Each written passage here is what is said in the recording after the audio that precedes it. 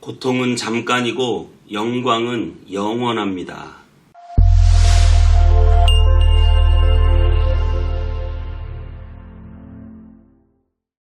안녕하세요. 원땅임비 성목교 서정희 목사입니다. 오늘도 하나님의 말씀과 함께 행복한 하루 되시기 바랍니다. 제가 한 이상한 모임에 초대되어 다녀온 적이 있습니다. 개척교회 목사님들을 후원해 주겠다고 하는 거예요. 그래서 가봤더니 뭐라고 하냐면 본인들이 교회를 500개를 세울 거래요. 그러면서 뭐 스마트팜 그걸 하면 목사님들이 돈 걱정 없이 목회를 할 수 있대요. 제가 500개를 세운다는 그 말을 듣고 벌떡 일어나서 나오고 싶었어요. 네, 그렇게 하지는 못했지만 얼마나 화가 나는지 몰라요. 너무나 화가 났어요. 교회를 그렇게 쉽게, 교회 세우는 것을 그렇게 쉽게 얘기하는 걸 보고 정말 이 사람들 사기꾼이구나. 화가 머리 끝까지 났었습니다.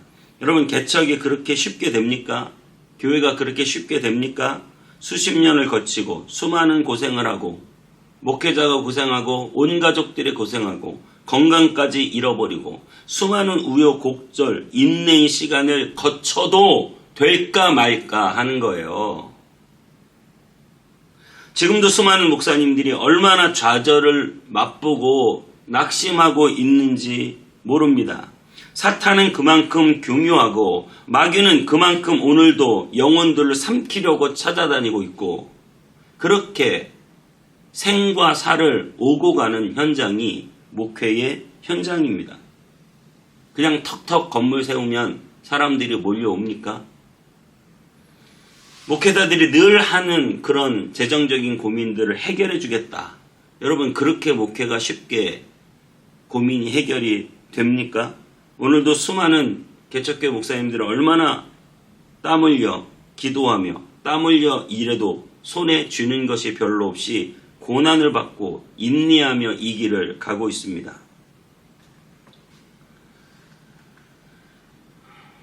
저희는 좀 낫죠. 우리 선배 목사님들을 교회 세울 때 보면 쌀 떨어지고 자식 죽고, 어떻게 그렇게 교회가 쉽게 되겠습니까? 저는 사도행전을 보면 하나님의 기적이 먼저 보이죠, 여러분. 사도행전처럼 교회가 되면 정말 쉬울 것 같죠. 가서 복음 전하면 그냥 사람들이 몰리고 믿고 교회가 세워지고, 베드로가 한 번 외치니까 3,000명이 회개하고 돌아왔다. 얼마나 쉽습니까? 한 번 외치면 3,000명이 회개하는데. 그런데 베드로는 그 일 이후에 감옥에 갑니다. 여러분, 그거 아십니까? 사도 바울은 40에 하나 감암매를 3번이나 맞고요. 가는 데마다 죽음의 위기를 만나고요. 감옥에 들어가고요. 강도의 위험, 파선의 위험, 별의별 위험들을 다 겪고요. 그렇게 산 넘고 물 건너 그렇게 복음을 전하고 교회를 세우는 거예요. 여러분이 그저 바울이 전하니까 누가 믿었더라, 베드로가 전하니까 3,000명이 회개하고 돌아왔더라, 이것만 보면 쉬워 보이지만 끊임없이 죽을 위기를, 생사의 위기를 넘나드는 그들의 고난의 삶의 현장을 보면 어떻게 그게 쉬워 보입니까? 여러분, 어려운 것이에요. 교회는 어려운 것이고, 목회도 어려운 것이고, 한 영혼을 살리는 일이 어려운 것이고, 우리가 가는 이 길이 미움 맞는 길입니다. 여러분, 여러분의 삶 가운데서 정말 쉽게 살고 싶으세요? 아니면 미움받을 용기가 있으세요? 하나님의 나라를 위해, 하나님의 교회를 위해, 주의 복음을 위해, 말씀을 지키기 위해 여러분 세상과는 다른 길을 감으로 그것 때문에 미움받을 용기가 있으십니까? 오늘 본문 말씀에 예레미야는 또 매를 맞고 또 감옥에 들어갑니다. 늘 예레미야는 고통받고 고난받는 시간들인 것 같아요. 자, 우리 오늘 본문 말씀 예레미야 37장 11절에서 21절까지 읽고 오겠습니다. 갈대아인의 군대가 바로의 군대를 두려워하여 예루살렘에서 떠나매 예레미야가 베냐민 땅에서 백성 가운데 분깃을 받으려고 예루살렘을 떠나 그리로 가려 하여 베냐민 문에 이른즉 하나냐의 손자여 셀림의 아들인 이리야라 이름하는 문지기의 우두머리가 선지자 예레미야를 붙잡아 이르되 내가 갈대아인에게 항복하려 하는도다. 거짓이다. 나는 갈대아인에게 항복하려 하지 아니하노라. 이리야가 듣지 아니하고 예레미야를 잡아 구관들에게로 끌어가매 구관들이 노여워하여 예레미야를 때려서 서기관 요나단의 집에 가두었으니 이는 그들이 이 집을 옥으로 삼았음이더라. 예레미야가 뚜껑 씌운 웅덩이에 들어간 지 여러 날 만에 시드기야 왕이 사람을 보내어 그를 이끌어내고 왕궁에서 그에게 비밀이 물어 이르되 여호와께로부터 받은 말씀이 있느냐? 있나이다. 왕이 바벨론의 왕의 손에 넘겨지리이다. 내가 왕에게나 왕의 신하에게나 이 백성에게 무슨 죄를 범하였기에 나를 옥에 가두었나이까?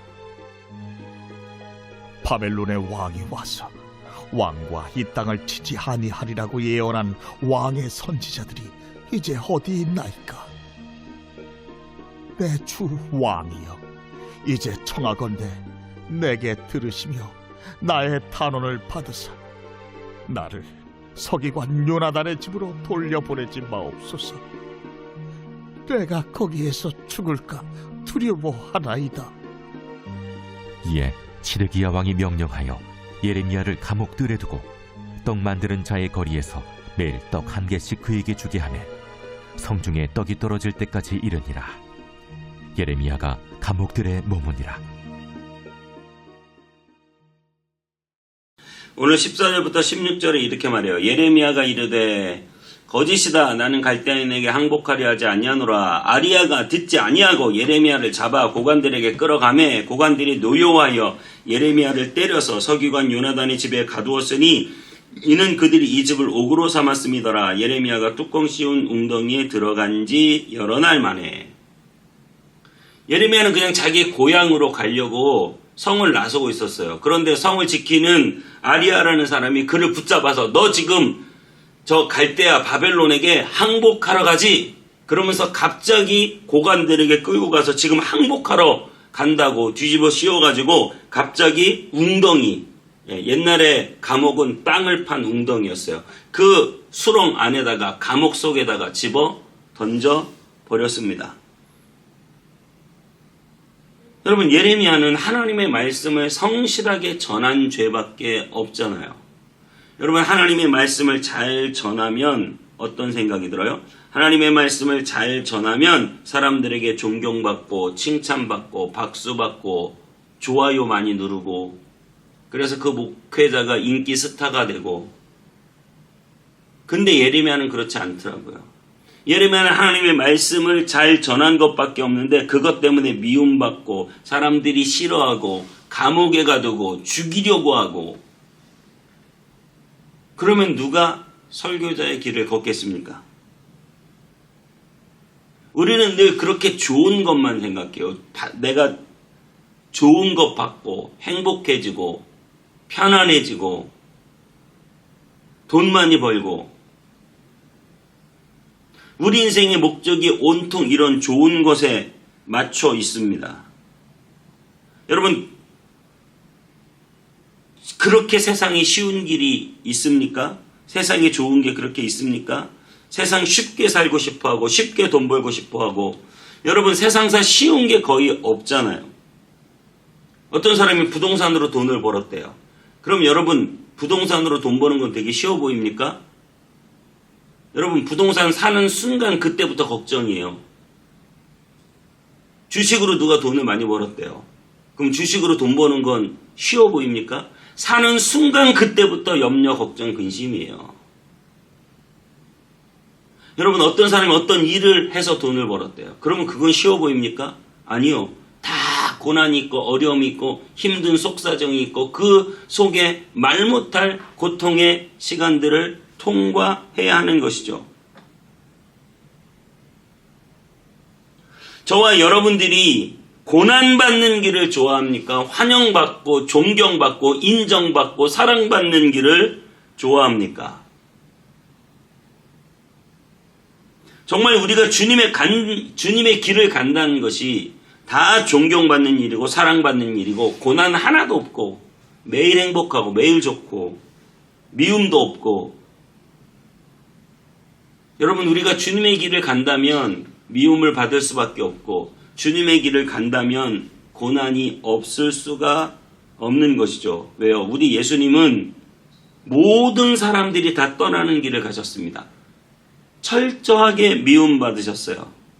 마지막에는 자기를 그렇게 죽기까지 따르겠다던 제자들도 다 떠나버리는 외면의 길을 가셨습니다. 그리고 마지막에 우리 예수님은 하나님 아버지에게마저 버림받는 길을 가셨습니다. 하나님의 사랑받던 그 아들이 이제는 버려졌습니다. 외면당했습니다. 십자가를 지었습니다. 왜요? 왜요? 바로 우리가 하나님의 사랑받은 아들로 받아들여지기 위해서. 정말 여러분들이 하나님의 길을 가고 하나님의 사명을 감당한다고 할 때 때로는 그렇게 미움받을 용기, 인정받지 못하고 고통을 당하고 고난을 당하고 어려움을 당할 용기, 무조건 인정만 받는 것이 아니라 때로는 외롭고 소외되고 힘들어질 수도 있는 그런 용기가 있게 되시기를 바랍니다. 우리의 사랑은 하나님 한 분으로 충분합니다. 사람에게 자꾸 뭔가를 받으려고 할 때 우리는 실망할 수밖에 없지만 나를 너무너무 사랑하셔서 그 독생자까지 주신 하나님의 그 사랑 안에서 여러분 만족하고 충만해지시기를 바랍니다. 모세에 대해서 히브리서 11장에는 이렇게 말하고 있습니다. 이 말씀 읽고 마칩니다. 믿음으로 모세는 장성하여 바로의 공주의 아들이라 칭함받기를 거절하고 도리어 하나님의 백성과 함께 고난받기를 잠시 죄악의 낙을 누리는 것보다 더 좋아하고 그리스도를 위하여 받는 수모를 애굽의 모든 보화보다 더 큰 재물로 여겼으니 이는 상 주심을 바라봅니다. 그는 그리스도를 위하여 받는 수모를 애굽의 수많은 재물보다 더 귀하게 여겼고 그는 잠시 죄악의 낙보다 하나님의 백성과 함께 고난받는 것을 기뻐했고 그는 바로의 공주의 아들이라는 칭함보다 하나님의 백성이요 하나님의 자녀라는 것을 더 기뻐했습니다. 기도하겠습니다. 하나님, 이 땅을 살아가면서 우리는 사람들에게 인정받고 칭찬받고 박수받고 그래서 사람들이 좋아해주는 그런 길을 가고 싶어 합니다. 하지만 우리가 주님의 길을 걸어간다는 것이 아니 이 세상 살이 자체가 외롭고 소외되고 나 혼자인 것 같고 아무도 알아주지 않는 것 같은 시간을 보낼 수도 있습니다. 하지만 하나님, 언제나 하나님 아버지는 내 편이시고 내가 사람으로부터 위로받기를 거절하였지만 오직 하나님 아버지께서 나를 위로해 주시고 내게 은혜 베풀어 주시는 줄 믿습니다. 우리가 오늘도 주님의 복음과 하나님의 교회를 위한 이 길이 고난받는 길이고 미움받는 길이라 할지라도 이 길을 묵묵히 걸어가는 우리가 되게 하여 주시고 잠시 죄악의 낙보다 하나님의 백성과 함께 고난받으며 이 세상의 재물보다 상 주시는 일을 바라보는 우리가 되게 해 주옵소서. 예수님의 이름으로 기도하옵나이다. 아멘.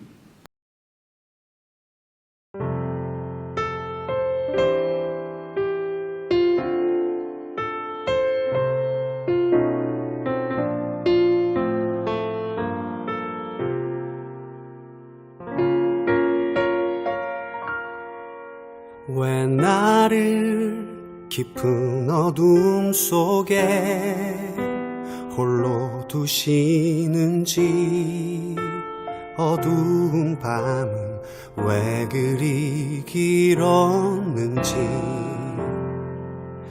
나를 고독하게 나를 낮아지게 세상 어디도 기댈 곳이 없게 하셨네.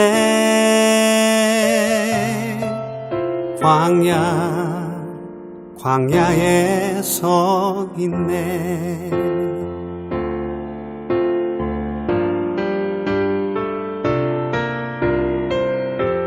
주님만 내 도움이 되시고 주님만 내 빛이 되시는, 주님만 내 친구 되시는 광야.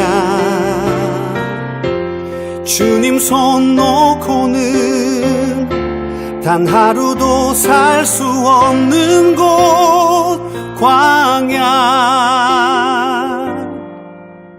광야에 서 있네.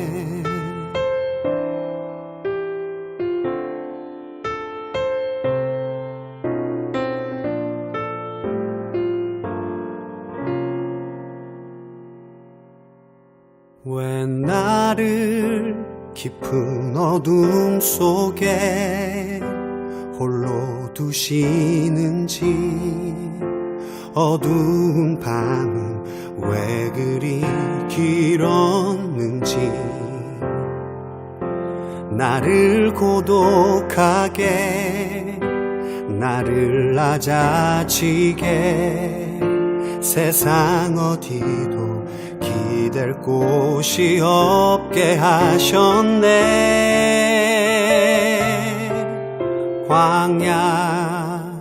광야에 서 있네.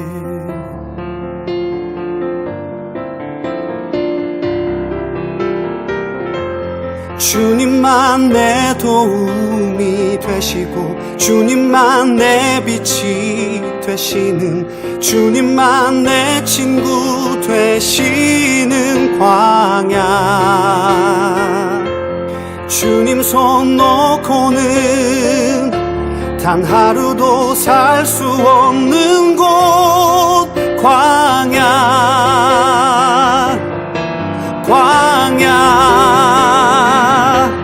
주께서 나를 사용하시려, 나를 더 정결케 하시려, 나를 택하여 보내신 그곳 광야. 성령이 내 영을 다시 태어나게 하는 곳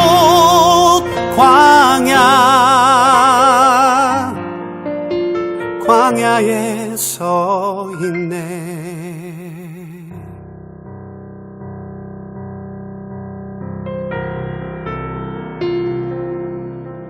내 자가 산산이 깨지고 높아지려 했던 내 꿈도 주님 앞에 내어놓고, 오직 주님 뜻만 이루어지기를,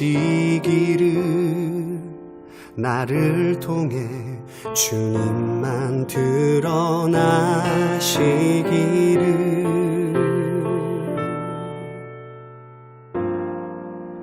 광야를 지나며